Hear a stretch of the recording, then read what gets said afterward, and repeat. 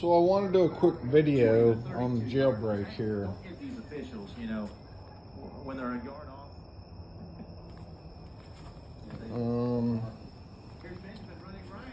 Yeah, I was going for a retro look on this jailbreak motorcycle, and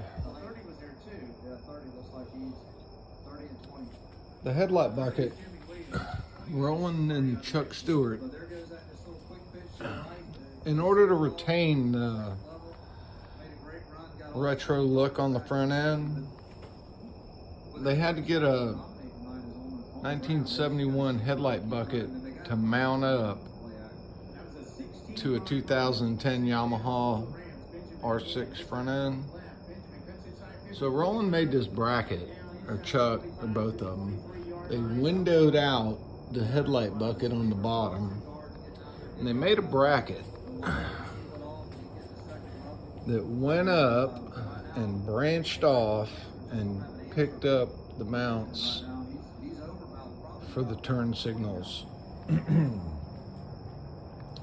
as far as the top bridge goes, to retain the look of a 71 instrument cluster, he modified the R6 top bridge with the unicorn mounts of a 71 top bridge, and he cut them and welded them all together. And this gas tank, it was a brand new gas tank. It just had a dent in it, but and it's a small dent. I mean, but in order, I'm so sorry, I apologize for the quality of this video.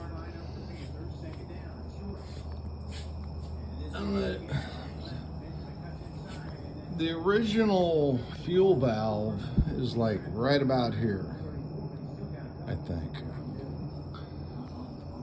And it would not clear the carburetors. So Roland or Chuck cut that off and welded it up. And it's seeping just a little bit. I put that in there this afternoon. But yeah, it's seeping just a little bit, and it's concerning. But anyway, they had to slide this tank back to get clearance on the fork tubes of the R6. If it was all the way up, like it looks now, with a little bit of clearance here, the fork tubes would hit it. So they decided to let's slide it back. Okay. So they moved the posts that are welded to the frame back. They slid the tank back. But it left this great big hole that it was so unsightly. So Roland and Chuck made a plate and welded it onto the gas tank. And I already talked to my painter about it, and he's like, yeah, I got no problem with that.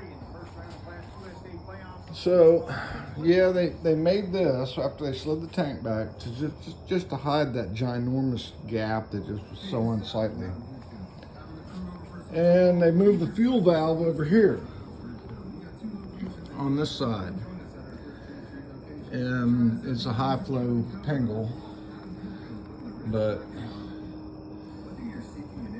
you can see it just barely clears. I had these towered finned valve covers on it that look really cool, but it would not clear the fuel valve stem. So that's the story on the fuel tank, and that's the story on the top bridge, and that's the story on the front end. We still haven't figured out a way to make a 1971 speedometer work on a 2010 front end. But we'll figure it out. It's all coming apart very soon.